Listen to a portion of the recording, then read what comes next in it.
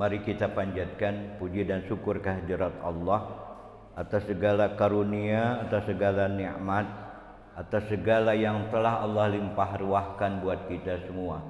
Mudah-mudahan dengan segala limpahan rahmat, taufik, hidayah, maunah yang telah Allah limpahkan, hendaknya kita yang Allah katakan menjadi hamba yang bersyukur, menjadi hamba yang tafakur, menjadi hamba yang selalu mensyukuri atas segala nikmat yang telah Allah limpah ruahkan.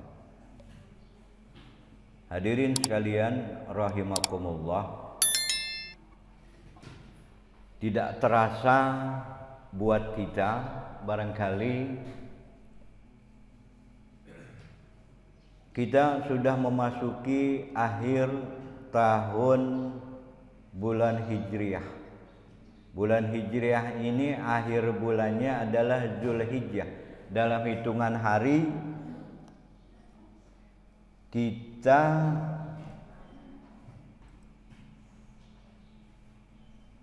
adalah bahwa yang kita rasakan lebih kurang sekitar antara 8 sampai 9 hari.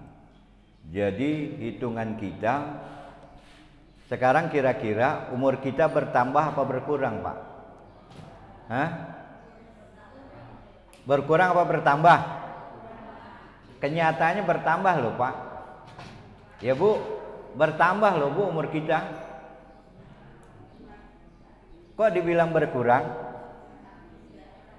Kalau kita merasakan itu bagian berkurang, inilah yang Allah ingatkan buat kita. Buat kita menjadikan peringatan, menjadikan buat kita ini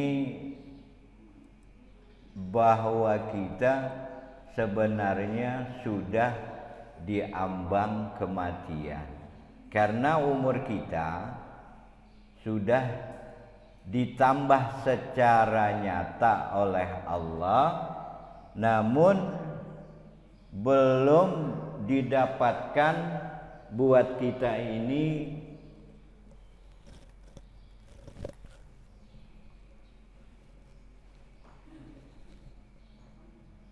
alhamdulillah.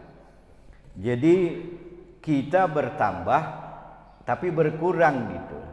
Makanya yang Allah katakan shadaqallahul azim, maha benar Allah yang maha mulia, yang maha sempurna dengan segala kesempurnaannya.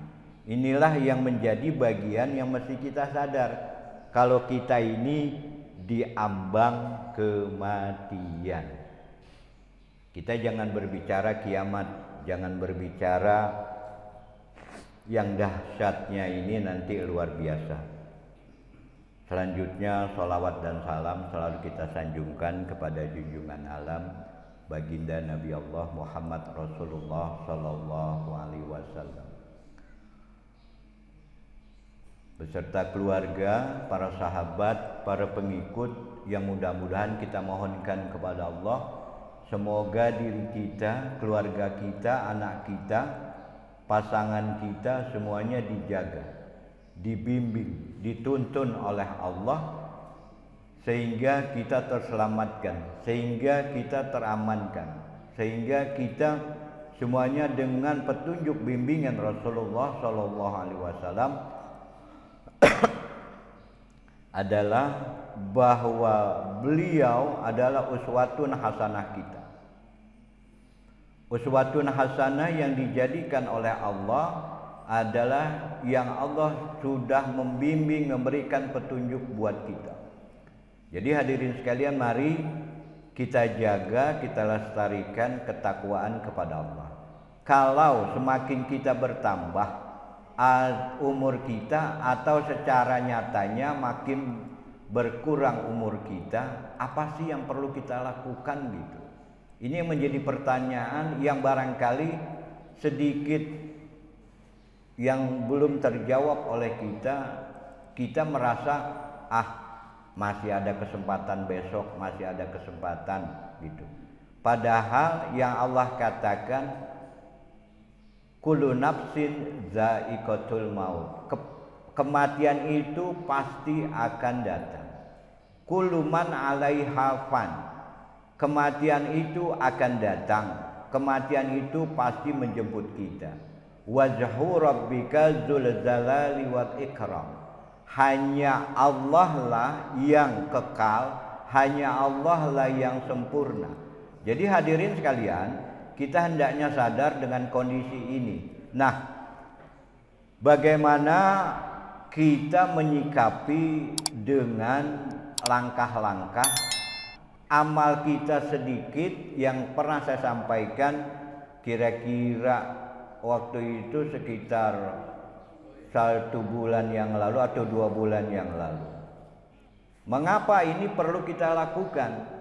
Jadi ada yang bisa kita lakukan, di antaranya kalau yang saya pernah menyampaikan tentang keadaan yaitu bulan Muharram. Yang kita kerjakan dengan Muharram itu waktunya kita dikasih kesempatan berpuasa, kita mendapatkan 1 hari berpuasa 2 tahun ampunan.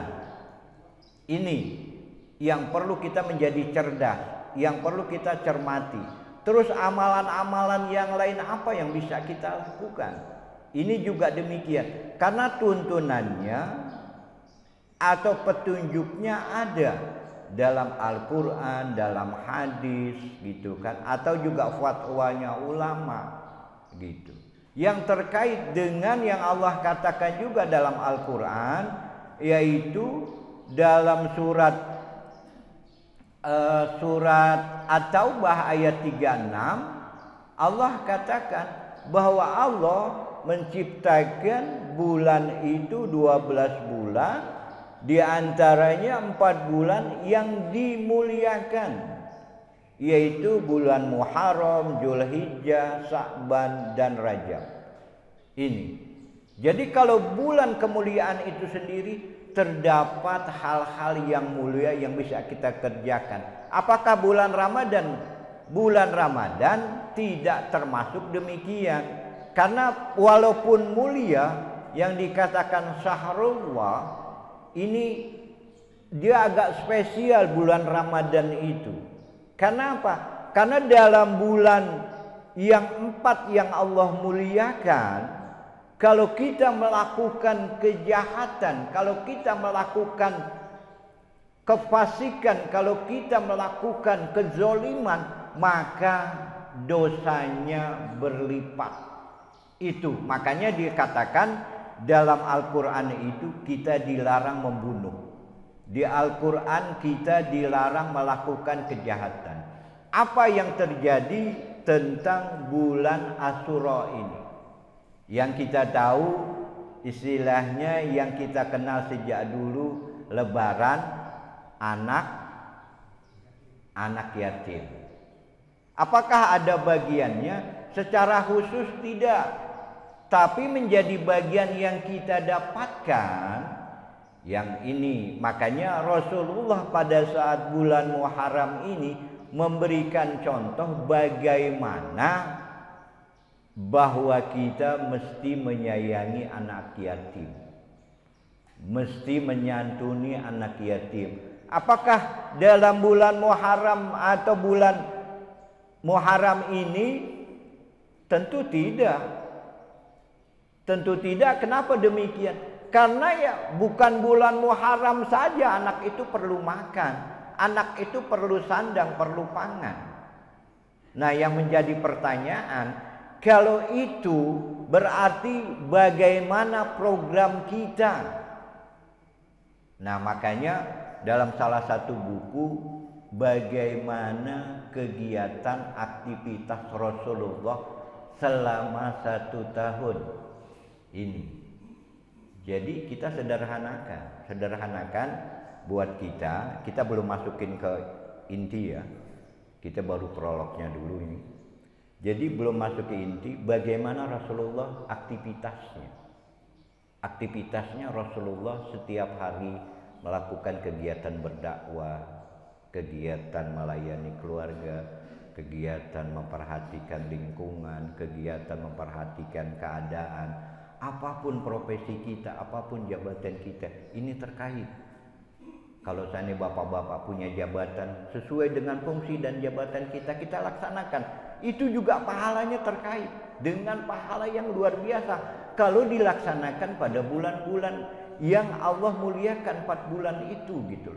Sampai-sampai yang waktu saya sampaikan, kalau kita melakukan kebaikan, apalagi melakukan puasa, melakukan dan lain sebagainya, amalan-amalan itu sendiri, dikatakan bulan Zulhijjah itu pahalanya wala jihadu fi sabilillah. Ya Rasulullah, lebih baik dari jihad fi sabilillah. Naam, kata Rasulullah. Benar. Bayangkan. Jadi kalau kita melakukan kebaikan, tapi kalau kita melakukan kejahatan sama. Nah, sekarang yang perlu kita sikapi, apa yang perlu kita lakukan dalam bulan Muharram ini, awal tahun? Setidaknya yang perlu kita lakukan sebelum kita memasuki itu, yang Allah katakan dalam surat Al-Hasyr, ya ayyuhalladzina amanu taqullah. Ini yang perlu kita garis bawahi. Kalau dalam kalimat ini sendiri penekanan, pertama kita dipanggil oleh Allah sebagai orang yang derajatnya tinggi, derajatnya yang dimuliakan. Makanya kalau seandainya kita sampai menunggu, yang pernah juga saya sampaikan, niatkan kita sampai nanti waktu suruh kita i'tikaf, nawaitu i'tikaf fi hadhil masjid. Itu. Jadi dengan waktu yang demikian pahala kita dapat banyak melimpah. Sampai datangnya suruh nanti dapat bonus, kita seakan-akan melakukan ibadah haji. Ini. Jadi kalau kita melakukan aktivitas yang namanya kita niatkan dengan kebaikan, dan yang tidak kalah pentingnya, Allah katakan dalam Al-Quran surat Al-An'am ayat 25, ma yuridillahu yasrah sadrah fil Islam. Jadi kalau Allah sudah menghendaki buat kita kebaikan, yasrah, Allah memudahkan kita, sadrah, jalan, petunjuk buat kita, dibimbing oleh Allah fil Islam. Nah, makanya buat kita yang bersimpuh, yang duduk sambil nyender, sambil santai, ini Allah berikan. Dan tidak kalah pentingnya, nanti Pak Dedi sebentar lagi dan sudah bapak-bapak dapatkan minimal minuman. Nanti Pak Dedi sudah, atau pengurus masjid ini sudah menyediakan makanan. Makanya kalau seandainya kita tidak mengatakan syukur, alhamdulillah, Allah katakan fa bi ayyi ala'i rabbikuma tukadziban. Ini hadirin sekalian, begitu banyak kenikmatan.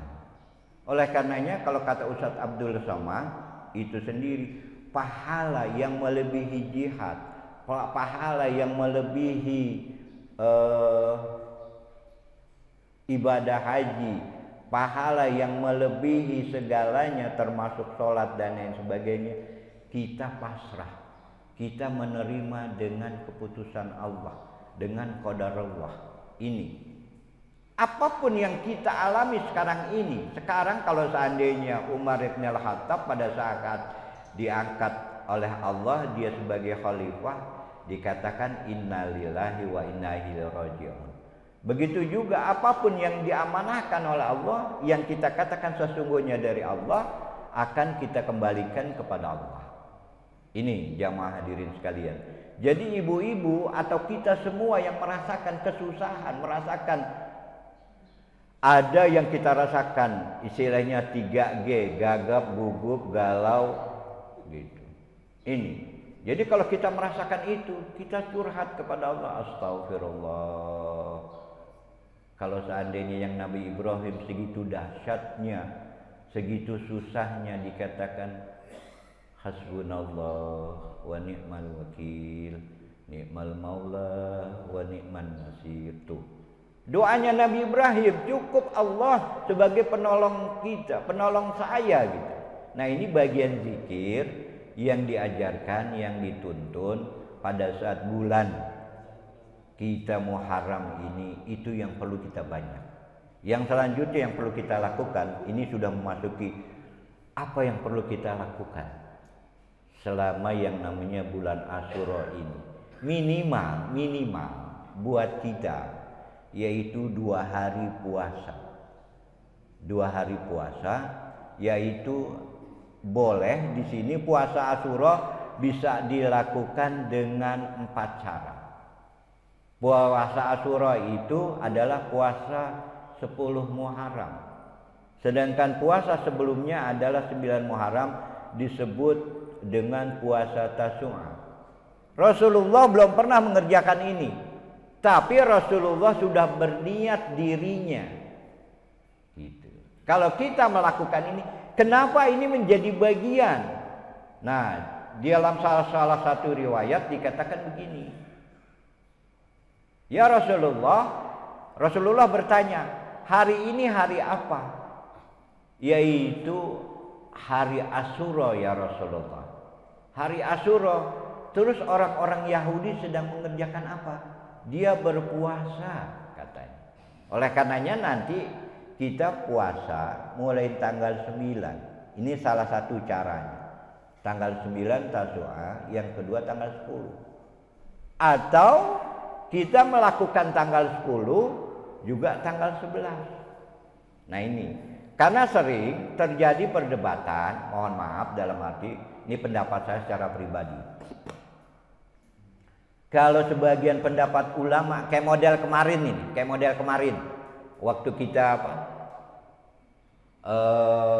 Idul Adha, ya kan? Ada yang sebagian sudah melakukan sholat Id, ya kan? Puasanya dilaksanakan puasa Arafah 1 hari sebelumnya.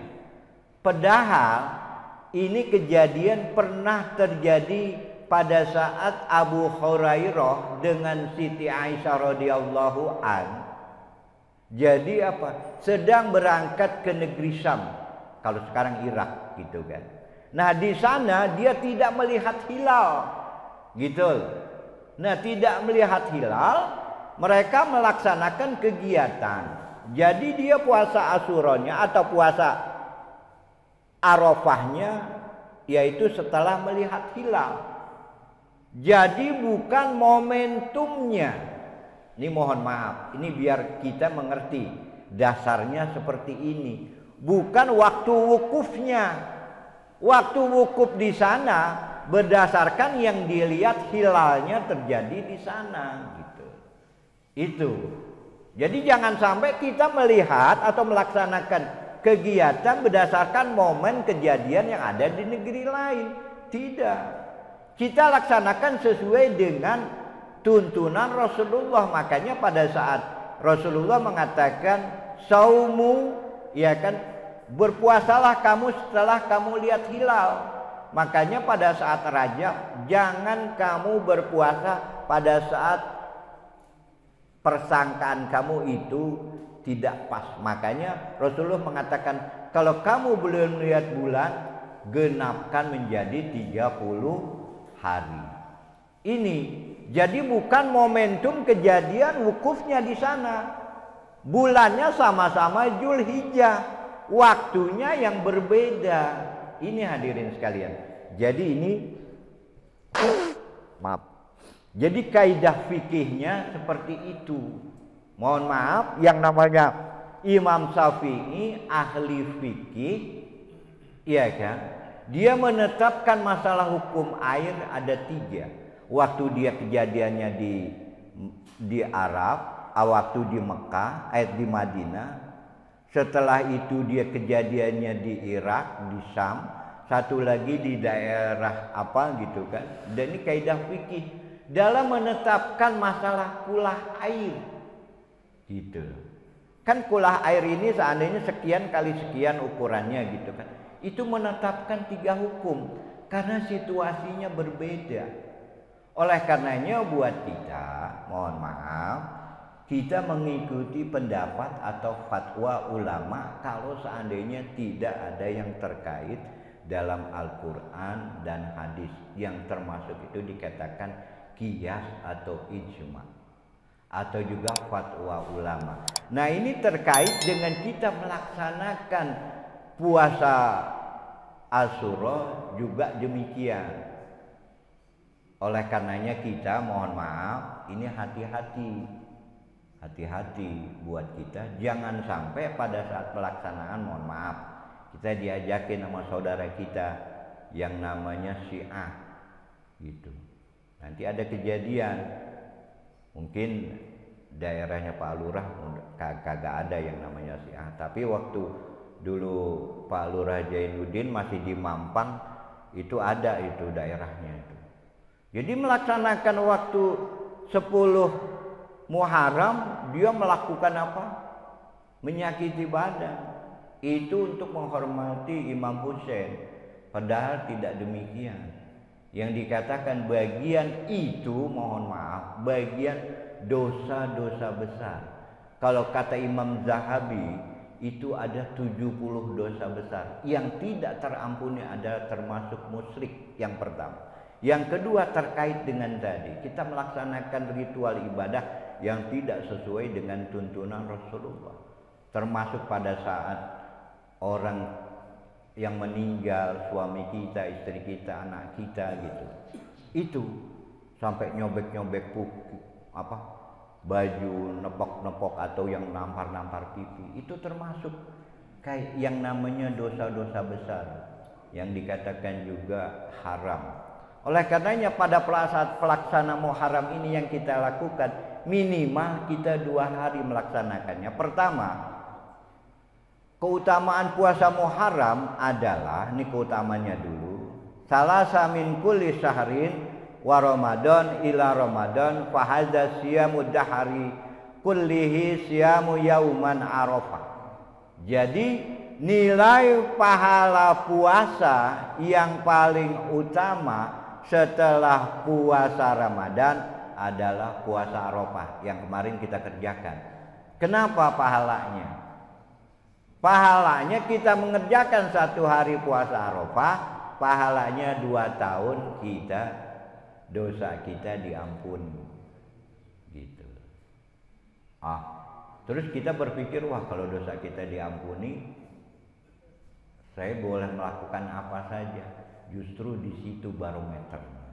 Justru di situ ukurannya. Kalau kita melakukan kejahatan, kalau kita melakukan istilahnya merasa bahwa kita sudah diampuni, berarti yang Allah katakan tidak dimudahkan kita melaksanakan itu berdasarkan nilai pahala.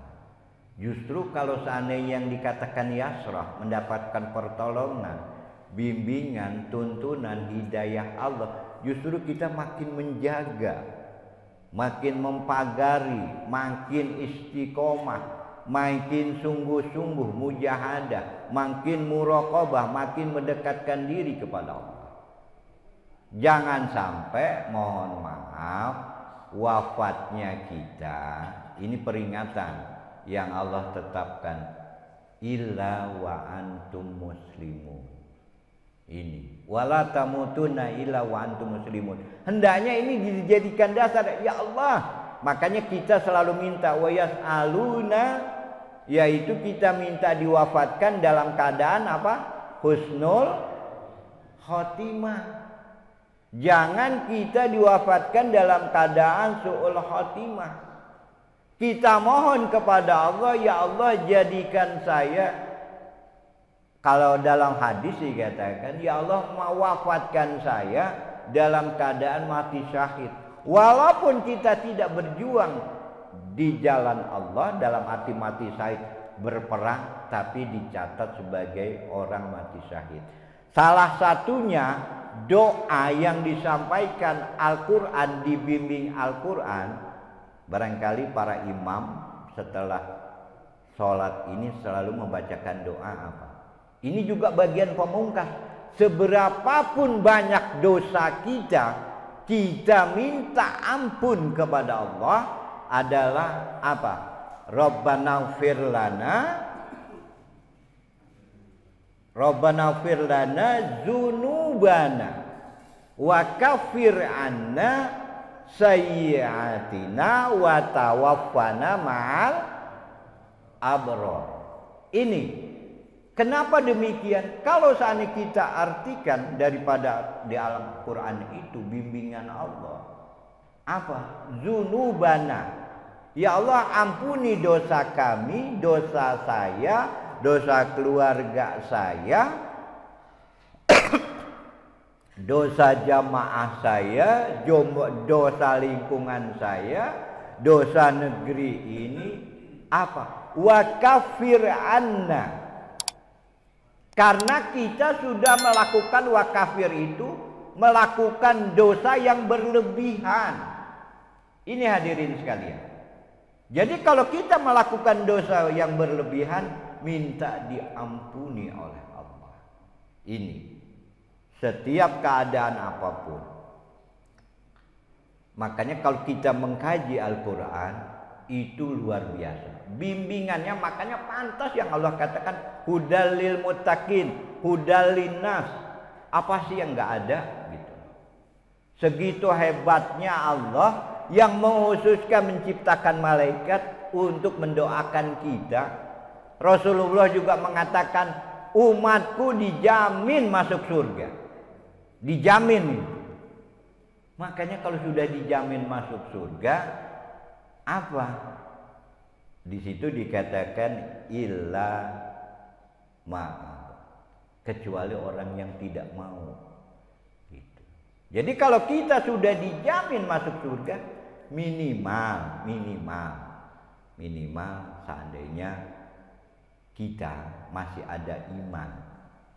Masih iman itu nanti kita dapat label itu. Kalau sekarang jahanamiyun, orang bekas penduduk jahanam. Tapi pada saat mereka dimandikan di telaga Rasulullah, di telaga kehidupan, itu labelnya hilang semua.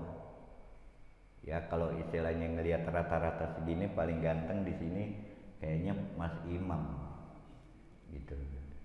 Karena dia yang paling muda di sini gitu. Mas Imam seumurnya sekarang 30 berapa Pak?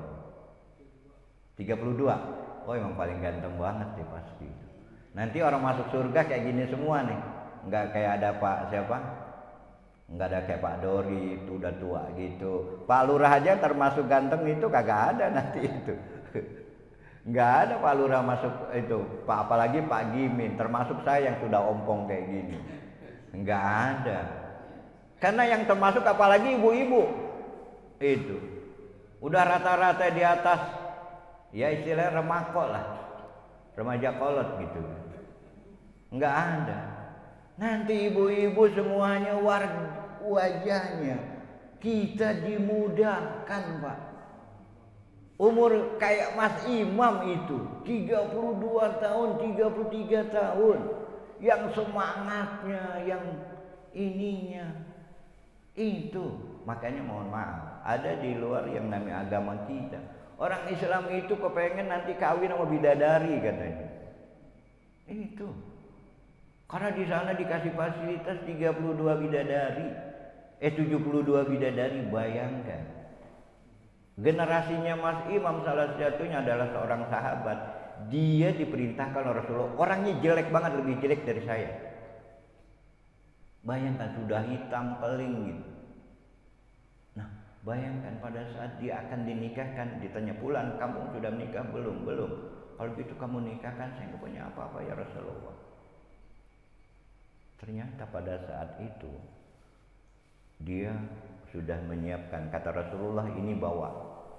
Pada saat mau dibawa, mau dibelanjakan itu sendiri, ada panggilan jihad. Dia sudah dikenalkan dengan cewek itu. Cewek itu juga mengharapkan karena dia dijodohkan Rasulullah itu pasti nggak salah. Nah pada saat mau dijodohkan itu panggilan jihad, semua uang yang didapatkan semua diberi pakaian jihad. Nah pada saat itu sendiri dia terbunuh. Pada saat terbunuh ternyata apa? Dalam riwayat itu dikatakan para bidadari yang nungguin gitu istilahnya, ya pulang cepat kau datang. Nah calon istrinya nangis-nangis, ternyata dia ditinggalin. Kan buat kita, makanya kita di dunia saja sekarang ini mohon maaf masih diberikan kemuliaan oleh Allah. Ibu-ibu, bapak-bapak, sekarang kalau mau hitung, yang makanya pantas kalau Allah mengatakan wa in ta'udzu ni'matallahi la tuhsuha. kalau engkau akan menghitung nikmatku, kata Allah, engkau tidak akan menghitungnya. Sekarang coba kita hitung. Dulu waktu kita masih, ya ibu-ibu kalau dibicarakan masih gadis terlalu cantik lah. Setidaknya waktu kita masih remaja, dibilang iyalah kurus banget, siapa sih emaknya atau si fulan gitu, akhirnya kita minta sehat. Sekarang dikasih sehat yang luar biasa, sehat yang luar biasa, pakaiannya bertambah terus gitu. Ini di mana kita bersyukurnya kepada Allah? Itu baru diri sendiri, ya kan? Yang kedua, dikasih suami, dicintai, dilindungi, yang dikatakan asiruhunna bil ma'ruf, dilayani, ya kan, diopenin itu. Setelah itu apa? Dikasih anak. Setelah dikasih anak, kita dikasih rezekinya bertambah, tidak berkurang. Kita bisa kuliahin anak, bisa nyekolahin anak. Setelah itu apa? Bisa juga menikahkan anak kita. Ini rata-rata di depan saya ini, kecuali Mas Imam, gitu kan, sudah gitu. Ini setelah itu apa? Dikasih cucu. Cucu kita lucu, iya kan? Di mana kita? Ini kalau menghitung nikmat Allah. Dikasih sakit, antara sakit dengan sehat, banyakkan sakit atau banyakkan sehat. Ini daya ukur kita. Makanya kalau seandainya kita puasa yang kita lakukan, puasa Arafah kemarin, kita melakukan dosa yang melebihi apa yang kita lakukan, berarti puasa kita tidak berhasil. Kalau Allah garansi, Allah jamin yasrah sadra fil Islam, berarti kita mesti meningkatkan kualitas kita. Yang seperti saya contohkan tadi, kalau Ramadan ada daftar harian, siapa imamnya kalau waktu SD, ya kan, siapa khotibnya, siapa yang kita lakukan setiap hari sholat berjamaah, sholat itunya. Setiap hari seandainya kita bangun tidur, apakah kita berzikir, iya kan? Alhamdulillahillazi ba'dama amatana wa ilaihin nusur.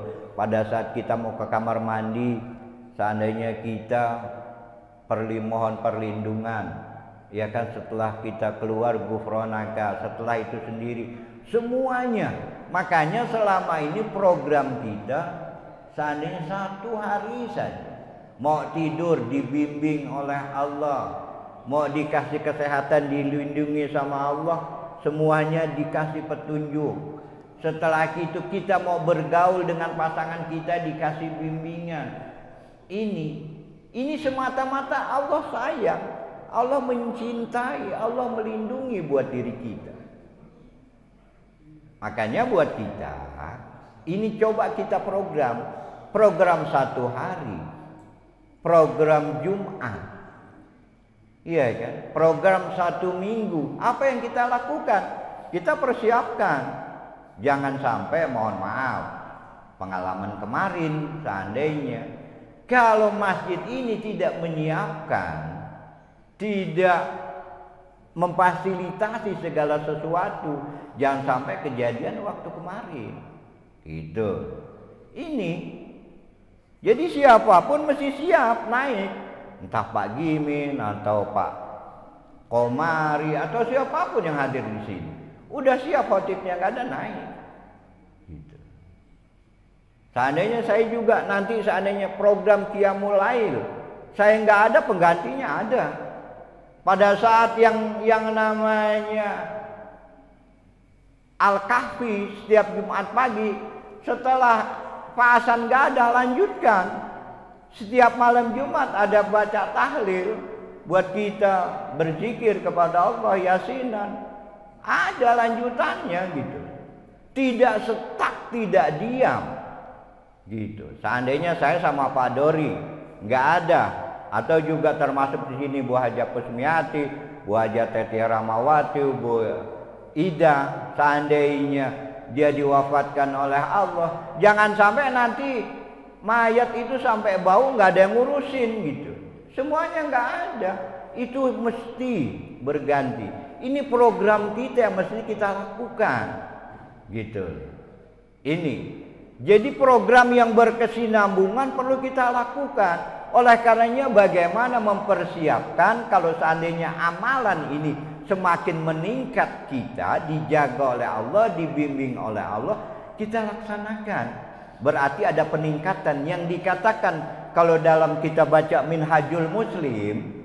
Minhajul Muslim itu sendiri bagaimana menjaga kualitas akhlak kehidupan kita di hadapan Allah, yaitu dikatakan mujahadah, bersungguh-sungguh sebagai mujahid yang ingin memperbaiki. Yang kedua adalah muraqabah, makin dekat. Yang ketiga diantaranya adalah muhasabah, introspeksi diri. Jadi kalau seandainya kita semua sudah melakukan itu, insya Allah. Jadi buat kita salah satu sahrul ahtasibu Allah ya ayyakafiru sannatil lati qalblahu wa sannatil lati ba'dahu wa siyama yaumil asyura ahtasiba Allahi ayyukafir sannatil lati qalbah. Jadi di sini adalah kalau kita melakukan puasa, nih makanya ini juga tidak jauh berbeda. Jadi kalau kita melakukan puasa Asyura adalah setahun yang akan datang dan setahun sebelum dosa kita itu diampuni oleh Allah. Diampuni dengan kita meningkatnya amal kita, meningkatnya kesolehan kita. Makanya kalau seandainya kalau kita baca surat Lam Yakun ini, innal ladzina kafaru sawa'un 'alaihim anzartahum am innal ladzina kafaru min ahlil kitabi wal musyrikina fina bi jahannama khalidina fiha. Tuh. Apakah kita mau termasuk yang di situ dengan kita melakukan dosa-dosa yang besar? Tapi selanjutnya dikatakan di situ innalladzina kafaru min ahlil kitabi wal musyrikina fi nari jahannam khalidina fiha ulaika hum syarrul bariyah. Itu tempatnya di neraka jahanam. Selanjutnya ayat selanjutnya innalladzina amanu wa amilus solihati ulaika hum khairul bariyah. Ini. Jadi kalau kita amanu ya kan wa amilus solihah ini. Makanya kalau kita mengkaji dalam surat Al-Asr surat 103 itu. Jadi semuanya kita dalam jangan keadaan yang rugi. Itu termasuk juga illa wa antum muslimun. Makanya dengan adanya yang kita pekerjaan yang kita lakukan sedikit tapi ganjaran pahalanya melipat. Pahalanya sealaihim gitu. Salah satu rutinitas kita yang bisa kita kerjakan adalah yang kalau saya bilang tadi harian, wudhu kita cakep, ya kan, wudhu kita perhatikan ini, ya kan, jangan sampai ada yang membatasi kita caranya seperti apa. Setiap air yang menetes dari seluruh yang terbasuh wudhu itu agar dari mulai ujung kepala sampai ujung kaki itu menggugurkan dosa dan kesalahan kita. Setelah itu apa? Kita melangkah lagi ke masjid berjamaah. Itu akan menggugurkan dosa kita. Setelah itu lagi apa? Dan banyak lain sebagainya. Coba terus kita itikaf. Pahalanya yang orang hadir termasuk kita ini insya Allah menjadi bagian yang didoakan termasuk oleh para malaikat. Makanya ya mohon maaf, alhamdulillah Untuk kita di sini ada donatur untuk taklim subuh. Ya kan masih ada donaturnya, makanya kalau kenceleng lewat jangan dilihat sebagai itu, jangan isi gitu. Jangan sampai doanya malaikat ini, mohon maaf, doanya malaikat, ya Allah tutup rezekinya dia, ya Allah berikan barokah kemuliaan rezeki yang dilimpah ruahkan. Makanya kalau saatnya kita melakukan kebaikan mingguan, termasuk kita mau ke masjid, ya kan, sholat Jumat, siapin pakai minyak wangi, siapin kalau perlu mah, nek, oma atau siapa, siapin pakaian Jumat saya yang terbaik tuh. Ini jangan udah suaminya mau berangkat, istrinya nggak mau dapat pahala gitu. Pun sebaliknya, seandainya kita sebagai suami, ini istri kita puasa Senin Kamis yang kita redoi, yang kita izinin, bikin teh manis minimal, pahalanya kita dapat nggak puasa, coba tuh. Itu caranya. Ini bagian-bagian yang perlu kita lakukan. Seandainya istri kita minta sesuatu yang bisa kita ini, kita lanjutin, kita tolong gitu. Ini hadirin sekalian. Jadi buat kita ini yang perlu kita lakukan. Jadi dengan kita melaksanakan semua perintah Allah dengan segala tuntunannya, dengan puasa Asyura ini adalah apa? Insya Allah menjadi bagian kita,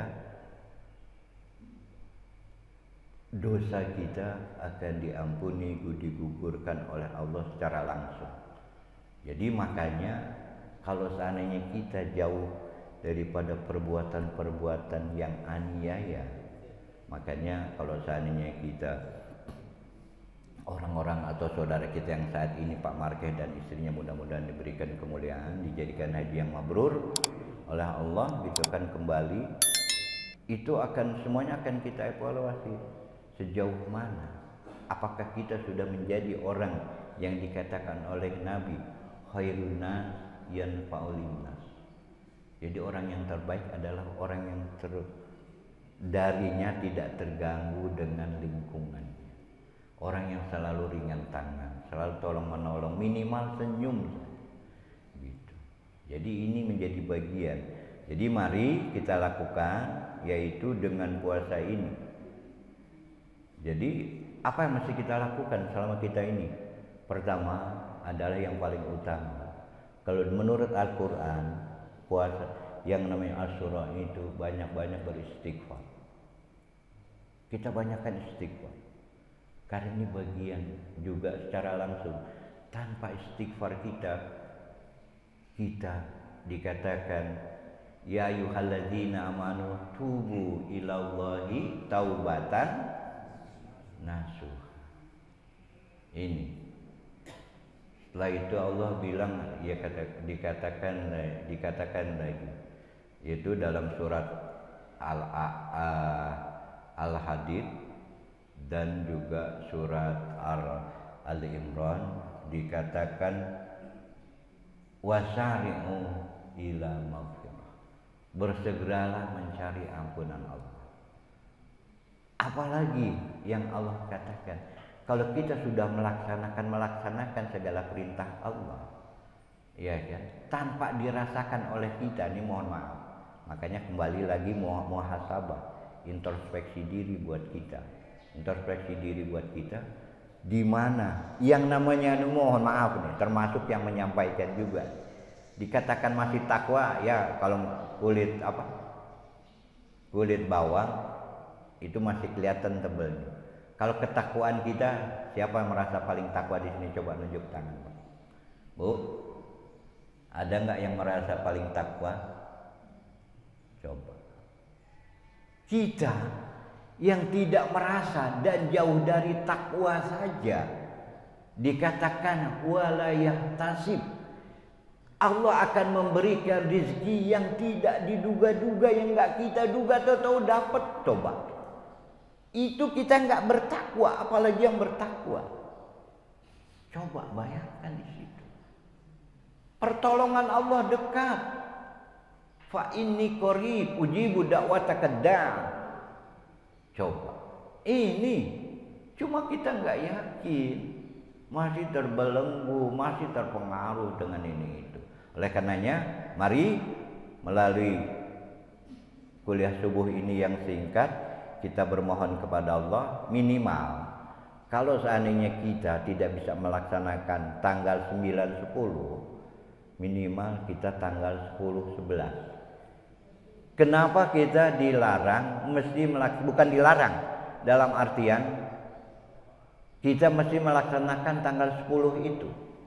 Kalau kita mengkaji Al-Quran yang Allah katakan, ya ayyuhalladzina amanu kutiba alaikumus syiyam kama kutiba alal ladzina min qablikum. Tuh, di sini. Jadi kalau perintah puasa itu sudah dilaksanakan termasuk ini. Gitu. Termasuk min qablikum ini di sini, termasuk juga sebelum puasa Muharram, sebelum turunnya ya ayyuhalladzina ayat 183 surat Al-Baqarah. Ini puasa Muharram oleh orang-orang Quraisy waktu Rasulullah masih di Mekah ini dilaksanakan. Gitu. Nah, ini sudah dilaksanakan oleh Rasulullah. Nah, kita yang bisa kita laksanakan cuma dikatakan Rasulullah ini jangan sampai kamu melaksanakan ini, jangan tasabuh, jangan ngikuti orang Yahudi ini. Tasabuh akhirnya kita mengikuti. Kalau ngikutin apa? Coba kita mohon maaf. Coba anak-anak kita bangunin subuh susah, ya kan? Nah bangun, oh ngantuk, tidurnya nggak dikontrol. Kalau kita minimal kalau seandainya kita nggak bisa cepat tidur, jam 12 sudah tidur. Gitu. Ini hadirin sekalian. Jadi sekali lagi kita minimal puasa antara tanggal 9, 10 atau 10, 11 supaya jangan sampai tadi yang namanya mudaratnya kita nggak tahu hilalnya ini sendiri. Biasanya pemerintah tidak menetapkan istibatnya tentang kalau Zulhijjah sama Ramadan ditetapkan sedang sidang isbatnya. Kalau Muharram ini enggak. Mestinya kita di antara kita mesti ada yang pintar tentang ilmu falak. Ini hadirin sekalian, mudah-mudahan mari kita bermunajat kepada Allah. Mudah-mudahan apa yang menjadi kajian kita, makanya kita bersyukur kepada Allah. Bapak-bapak duduk dari mulai jam 5 kurang sampai sekarang ini 1 jam kita di majelis yang mulia, di masjid yang mulia. Mudah-mudahan kita doakan orang-orang yang telah memberikan infak sodakohnya di masjid ini. Kalau yang sudah wafat dilipat gandakan pahalanya, ditempatkan di sisi yang mulia, dan kita masih yang ramai menghidupkan atau meramaikan, memakmurkan masjid ini, menjadikan tabungan akhirat kita. Ila hadiniyah walikatul Mustafa sallallahu alaihi wasallam ridho ila al-Fatihah. A'udzu billahi minasyaitonir rajim. Bismillahirrahmanirrahim. Alhamdulillahi rabbil alamin. Ar-Rahmanir Rahim. Maliki yaumiddin. Iyyaka na'budu wa iyyaka nasta'in. Ihdinas siratal mustaqim. Siratal ladzina an'amta 'alaihim ghairil maghdubi 'alaihim waladdallin. Amin. Selanjutnya Fatihah, kita doakan saudara-saudara kita, keluarga kita, barangkali selain Pak Markeh di sini dan juga barangkali ada sanak famili kita yang masih menunaikan ibadah haji. Semoga dimudahkan perjalanan, sudah waktu pulangnya di sini, disehatkan seperti dia kala, dan kita yang belum berangkat semoga diangkat oleh Allah, dijadikan oleh Allah untuk berangkat ke sana minimal umroh Allah. Dan kita mohon kepada Allah semoga orang-orang yang akan kembali kepada Allah dimudahkan dalam arti untuk taubat dan nasuha dan lain sebagainya. Orang-orang yang sedang terhimpit hutang, orang-orang yang sedang susah, semoga diangkat kesusahannya oleh Allah Subhanahu wa taala. Liridailah al-Fatihah. A'udzu billahi minasyaitonir rajim. Bismillahirrahmanirrahim. Alhamdulillahirabbil alamin arrahmanir rahim. Maliki yaumiddin. Iyyaka na'budu wa iyyaka nasta'in. Ihdinas siratal mustaqim. صراط الذين أنعمت عليهم غير المغضوب عليهم ولا الضالين آمين. استغفر الله العظيم استغفر الله العظيم استغفر الله العظيم الذي لا إله إلا هو الحي القيوم وأتوب إليه من جميع المعاصي والذنوب لا حول ولا قوة إلا بالله العلي العظيم. بسم الله الرحمن الرحيم.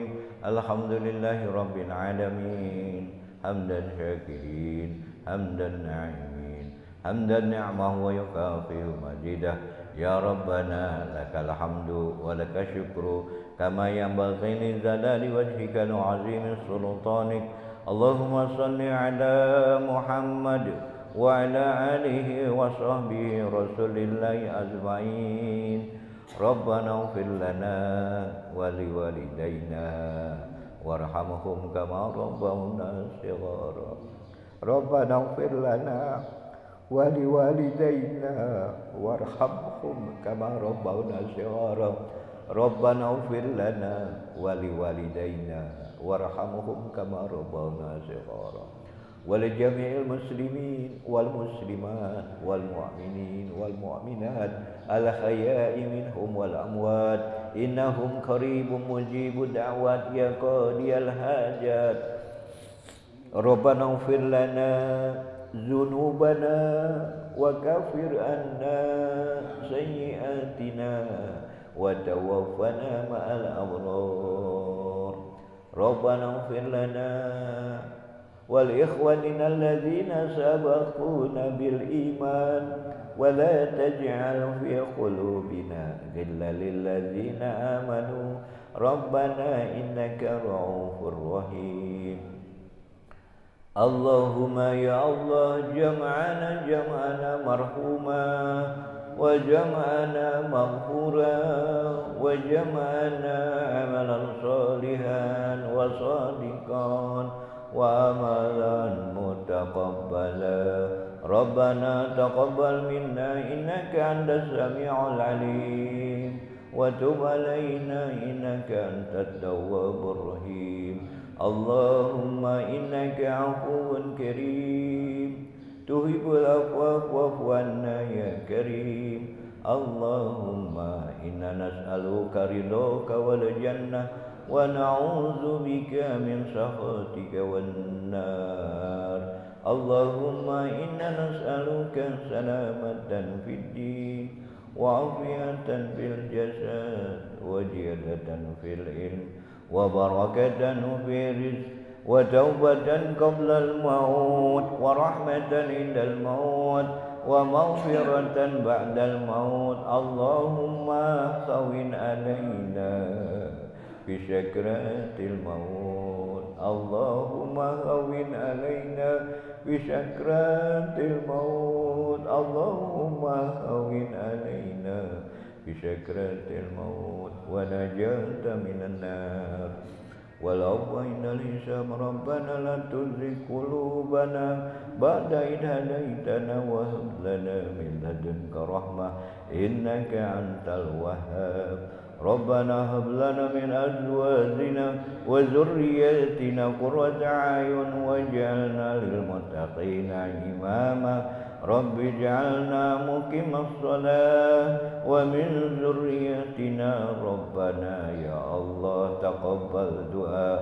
ربنا آتنا في الدنيا حسنة وفي الآخرة حسنة وقنا عذاب النار وادخلنا الجنة مع الأبرار يا عزيز يا غفار يا رب العالمين. وصلى الله على محمد وعلى آله وصحبه وسلم. سبحانك ربك رب العزة عما يصفون وسلام على المرسلين والحمد لله رب العالمين.